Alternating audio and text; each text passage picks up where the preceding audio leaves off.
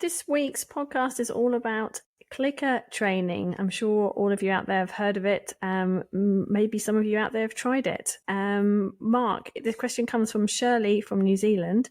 She'd like to know your thoughts on clicker training and whether you can incorporate it with your style of training. Are they compatible? She's already found clicker training useful for things like her mare's head shyness and things like bridling and worming. She's just very interested to hear your views. So we thought we'd talk about it this week. Hello, welcome to Mark Langley's Horsemanship Podcast, a podcast helping people to understand their horses better, to provide solutions in a calm, connected way. I'm Jenny Barnes. And I'm Mark Langley. Mark, can you just explain what clicker training is? Well, clicker training is it's a reward based, so it's positive reinforcement. So you're reinforcing a positive behaviour with what your horse does. So something you'd like your horse to do, you're reinforcing it with a reward. And to I guess cue the horse that they've done the right thing or tell them they've done the right thing. You know, some people use a clicker, some people make a noise, whatever, and it's just an acknowledgement to say that the horse did the right thing. And usually in the start of clicker training, you reinforce with a reward which makes the horse feel like it's done something right, and usually with a food reward. People that are right into their clicker training will have different qualities of rewards, so from the really nice, I guess licorice would be probably almost too nice, to the lower value treats. But basically it's, you're rewarding in a positive way through reward. And there is also reward-based training where people actually use mutual grooming as well, where they, will acknowledge the horse did something well, rewarding with mutual grooming. And I'm sure there's other ways that people do it, but the clicker training, the click marks the horse doing the right thing. And eventually what happens is the horse knows it's done the right thing because it gets a reward. And then eventually when you take the reward away, the click still marks the horse did the right thing. So you can say, click, good, you did the right thing. And basically it starts off with like target training, where you get the horse to target something. You click, they mark the target, you click, then you treat, and eventually, they mark the target, you click, and you don't need to treat because they knew that already the behaviour is already starting to the habit of that behaviour is starting to is starting to become a habit. So then they realise that they're doing the right thing and searching in the right area. So you can use the clicker as a way of making it really clear that the horse is doing something positive that you want them to do. So it's a specific habit or behaviour. So this can lead to a horse standing on a bucket or something like that. And they can go on that, and then your reward is the treat or whatever the positive reinforcement is. But eventually, so the idea is to get rid of the treat. Is that right? So you just end up with the clicking. It's quite an effective way of training, isn't it? You get a response really quickly. Is that right? Dogs are very receptive to clicker training too. Yeah, a lot of clicker training, like they do, like a lot of positive reinforcement in dog training. To encourage dogs to do certain things, and it's in a lot of horse training now, and so I think there's areas where I think clicker training can sort of shift a sort of negative mindset in a horse, where you can get them to soften a little and accept certain things a little differently. Like my horse has got a hard thought when I say girth it, so it gets a little bit of a hard thought, and if the horse shows positive behaviour, like not biting when you girth it or something like that, then you might start to, reward the positive behaviour. So the horse starts to go, if I don't bite, then there's a reward, and then they start to sort of have more positive behaviour in girthing and different things like that. And people use it for a lot of things like that, in bridling, all sorts of things. So that's positive reinforcement then. What is negative reinforcement? Negative reinforcement is like the negative. So Plus means you add reward. Negative means you remove. So you remove a stimulant. So negative reinforcement would be you, I guess, would you pull on a rope. The rope creates a feel in the horse, and then as that horse does what you want, the feel decreases, and the horse gets a reward through the pressure getting removed. Some people would, negative reinforcement, like some people who drive horses, they might put a pressure on one side of the horse. The pressure creates a caution and an anxiety that gets the horse to search. And then the horse starts to searches in the right direction, you remove the stimulant, so you're removing something. Before I go on, just on the anxiety thing, I want to make it clear for everybody that some people go away from negative reinforcement into positive reinforcement because they're worried about maybe a negative emotional impact on their horse's mind, as in the horse getting worried or worried about pressure and stuff like that. So they go to clicker training, but I'm thinking that it's the non-anxious, it doesn't create anxiety, but clicker training creates anxiety as well because you're withholding a treat, and food withholding creates the anxiety for the horse to want to search. So it's okay. We might come to the negative effects in a second. Let's just stay with understanding our whole sort of context of everything, because so you've got positive reinforcement, negative reinforcement. So your horse training, I mean, even you are using negative reinforcement in your horse training, and there are some negative reinforcement horse trainings that you don't use. So it's not all good, it's not all bad, I'm getting from this. Is there any other kind of training other than positive and negative? Is there something in the middle? Is there anything that we're missing? There's one that gets used a lot, and it's they call it positive punishment. And oh gosh, unfortunately, they call it positive punishment. So the way I understand positive punishment, as I say, it's unfortunate whoever wrote it when they were doing the study wrote positive punishment. So you're adding something when the horse does something wrong, which is a plus you're adding. So I guess positive punishment, I don't use the word positive punishment because it's actually positive pressure, the same as I would use negative reinforcement. It's removing a pressure. Okay.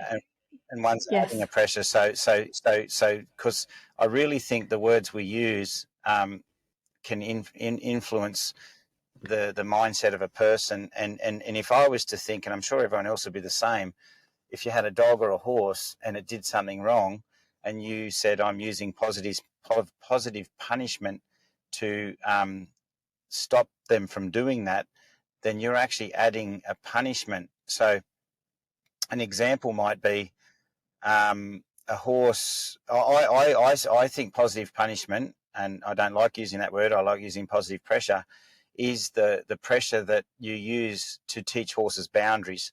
So like an example would be a horse is walking across to another horse. The horse gets close to where that horse is eating its hay. A horse might sort of flick an ear and say, no, please, not please, but they say, don't come near my hay, I'm eating it.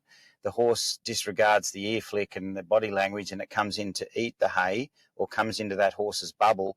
Once that horse hits the bubble, the other horse goes, get out of my space, and you try to come and eat my hay. So that would be the horse did something wrong, and then the consequence was pressure. Unfortunately, we call it punishment, as I said. So I would say if I had a horse going out on the end of a rope and the rope started picking up, and then the horse got to the end of the rope and I gave the rope a bit of a pull to say that's not available, that would be the horse doing something that I perceived as not correct, which is just leaving and not feeling the rope. So I would pull the rope and the horse would feel the end of the rope and it would turn around and go, oh, that was adding a pressure to do something, to change what the horse was doing. Another one is, like boundaries. Horses coming into my boundary, I might bang my legs and just say to the horse, hey, be cautious. And the horse goes, oh, that's your boundary. So the horse was doing what it was doing wrong. It was coming, with a strong thought into my space. As soon as it got close to my space, I put a pressure to get it to let go of the thought, and then that fixed the problem. So to me, positive punishment is the one we tend to use a lot to create boundaries. And that's why when I'm talking to people about it, I say we're using positive pressure. If we were punishing the horse goes out. An example will be horse comes into my space, and then I go after it and punish it for doing the wrong thing, and I kind of make it very uncomfortable because I'm actually punishing the horse. So that would be positive punishment, where you punish them, not just say, here's a pressure to change your thought. Does that make sense? It does, because I was originally thinking, when you said positive punishment, I immediately thought of, well, yesterday I took the dogs for a walk, and I heard these poor dogs that were obviously herd mine came racing to the fence, barking, and then of course the electric collars obviously went on. So that was like, now that's positive punishment. But you're explaining it, of course, in the training sense, and actually saying, yeah, you know what, we use it a lot. So now I'm glad you said that, because I kind of understand it now.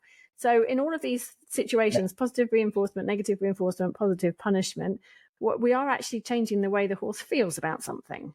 And you're making a direct link between a cause and effect. Mm-hmm. Yeah. So with the positive reinforcement, the difference with that one compared to the others is that you are adding a treat, and quite often that's a food.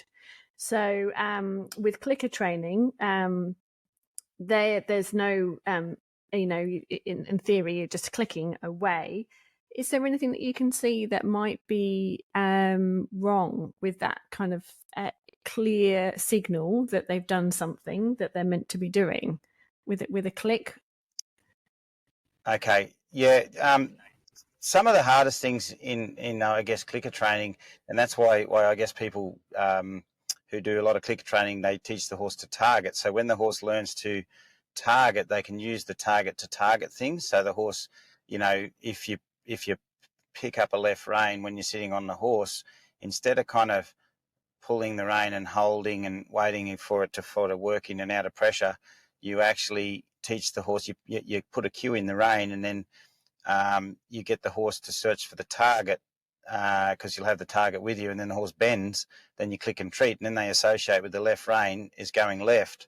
So they kind of put it all together to realise that that's going left or right or something like that. So the catch is with positive reinforcement, when you're riding, the horse actually doesn't find the answer in the feel. It's more of a cue-based system. So it's like going from baseball, what are they in the baseball? Like stepping stone to stepping stone. There's no real pathway of feel that's guiding the horse. It's more like cue, do, reward, cue, do, reward, not I'm following a feel of pressure, where the pressure increases, decreases until I find the path of least resistance. So I find when following reins and leading and stuff like that, I think positive reinforcement puts too much of a, he pulled on my head, I must walk forward. Not, what's that? If I push, it gets a bit firmer. If I come forward a bit, it gets a bit lighter. I'm in control of this pressure. So in negative reinforcement, I think horses and they learn to control the pressure more themselves. So they start to trust the pressure more, opposed to, that means I must do this. And I guess we have to be very careful as centered horses is very hard to get. So you can create a very out of center horse in negative reinforcement, but you can also create a very out of center horse in positive reinforcement.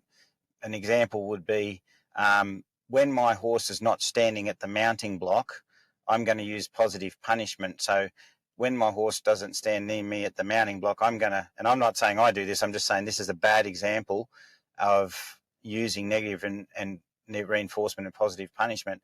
I'm going to make it work away from the mounting block and make it do stuff until the horse comes over to the mounting block. And at the mounting block, the reward's going to be I do nothing. So the horse realizes when it goes over there, I do stuff with it that makes it uncomfortable, and then when it stands at the mounting block, I make it comfortable. The reason that's really bad example of negative reinforcement, positive punishment sort of put together is because what's happening is you're creating a target where the horse targets the mounting block as the place of safety, and then they start to worry about pressure and they hunt release. So actually, you see a lot of horses at clinics, they just suddenly sidle over the mounting block with anxiety, and you go, why'd the horse come over with so much anxiety to the mounting block? Oh, because it was going to be punished away from the mounting block with pressure. So you can cause a targeting horse that targets things to get away from negative stimulant. But in saying that, you can also get horses to, because positive reinforcement is a target-based system, you get horses that they get into a stage of mind that they're actually thinking about the food, not so much the worry of the float or something like that. So they just target something and their mind is on the future because they're not quite centered until they get the treat. So obviously the click is the one that centers them, but you still get horses that are still thinking, do I get a treat? I know I haven't had a treat for a while, and they're not quite centered. They're not centered in the field. So because the biggest thing I find in bad negative reinforcement, bad positive reinforcement, is targeting. And because the basis of positive reinforcement is target based, it's very hard to get a horse completely centered with the rein, or just standing with a rope on the ground, or just processing a horse float and analysing every nook and cranny in the float so it realises it's safe.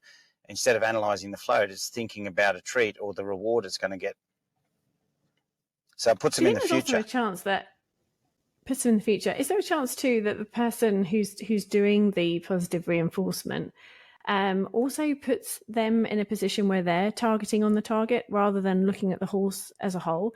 So you might sort of see, their anxiety levels rising, but that doesn't matter because they're going to get the target, and they're kind of missing the point, aren't they? Is that possible to happen? Yep. So sometimes when it comes to fixing like head shy issues and different things like that, in positive reinforcement, sometimes you can get caught up, and negative reinforcement too, you can get caught up with fixing the problem, not finding out what the red flag and the anxiety that caused the problem is. So if I've got a horse that's girthy, I go, well, obviously there's something in you not being able to control that girth pressure that's causing a problem. I'm going to work on you controlling the girth pressure in a healthy way so you can process the pressure, think about the pressure, and fix the problem and not never be frightened of pressure again. So opposed to trying to look for a positive response and rewarding positive responses, you're actually trying to figure out what's causing the negative response. And I think, for me, any problem with a horse, like loading in a trailer, claustrophobia, I would not use positive reinforcement because I don't want the horse, because like doing clinics with horses all the time, I see horses that go into a horse float and they'll sniff the horse float and go, oh, there's been another horse there. Oh, there's hay there.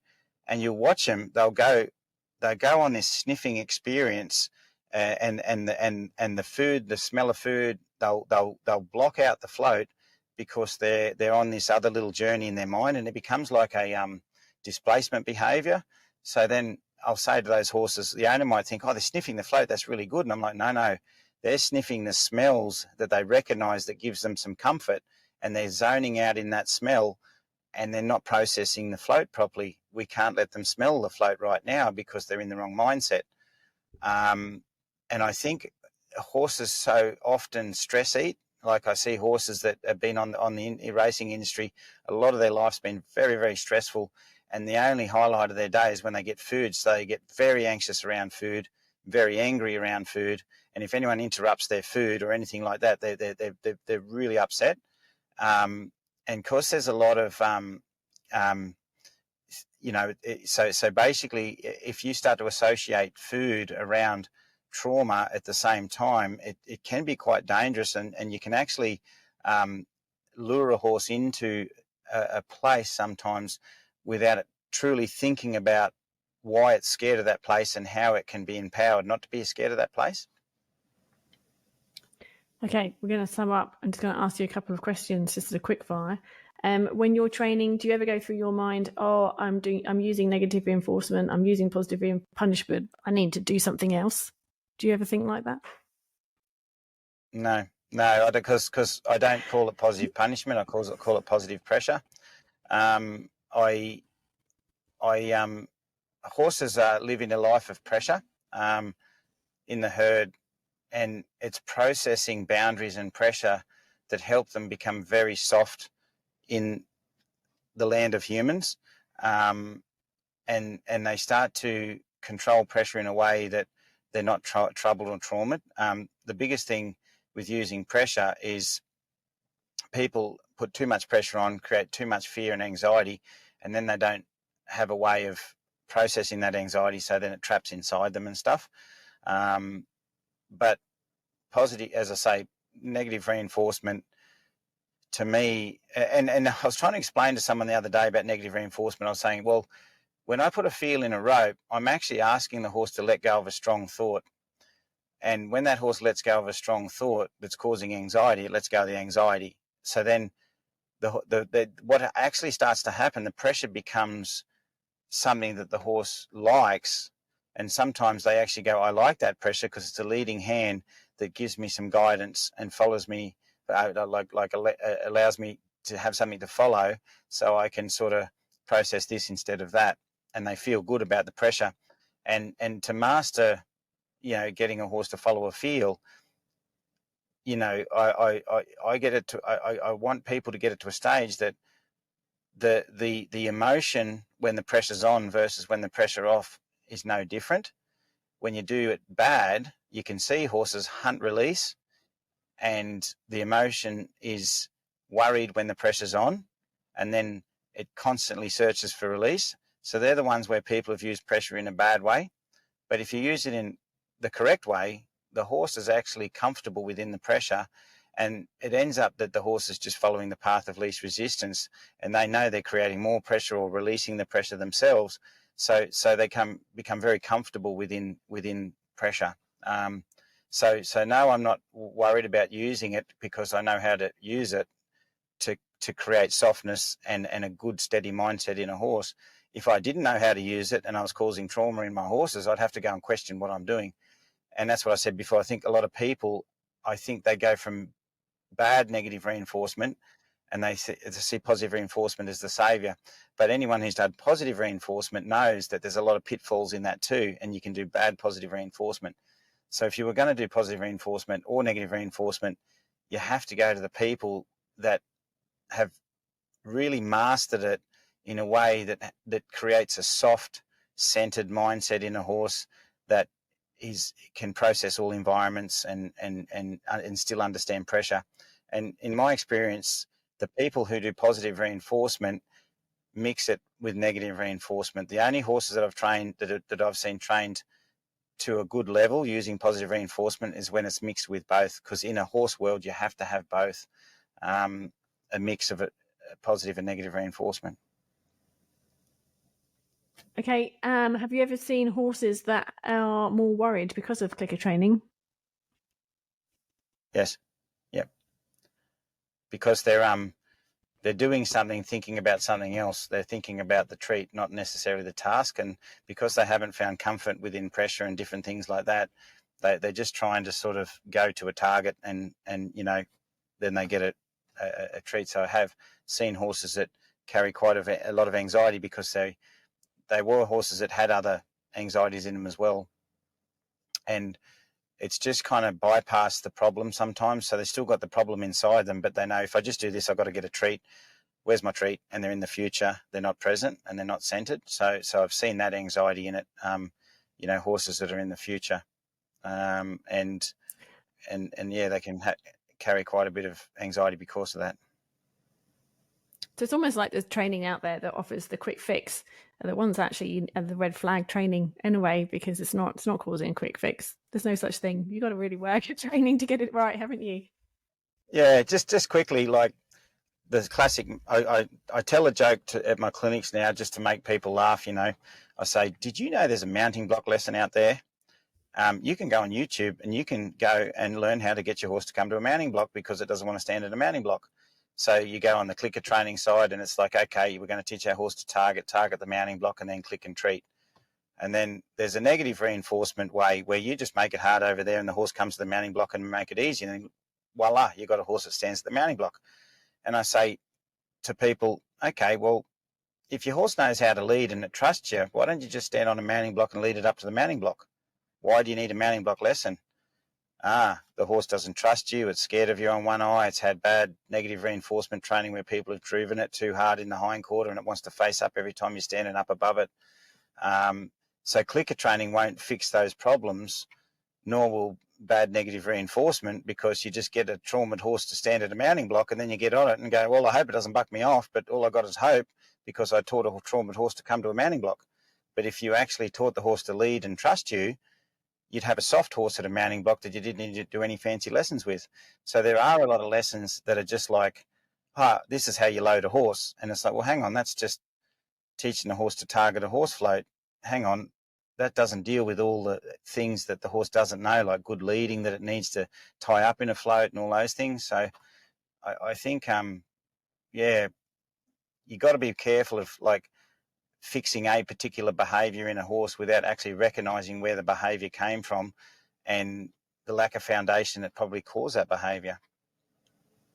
Yeah, that's it. That's a great summary. I hope that helps you, Shirley, and anyone else who's interested in clicker training. I know it's sort of nice to sort of probe your brain and your experience with things that we don't know everything about ourselves, and it looks like it's good fun, but on the other side of it there obviously is another side, as there is to all parts of training. So thank you very much, Mark. That's great. Thank you, Jenny. Thank you, everybody. If you enjoyed this episode, please don't forget to like it, share it, or leave us a comment. It all helps in reaching new ears and helping more horses. Learn more of Mark Langley's unique insights and how you can positively affect your horse's training ability and mental welfare. For just the price of a couple of coffees, you can access his online horsemanship training videos. Head to marklangley.com.au.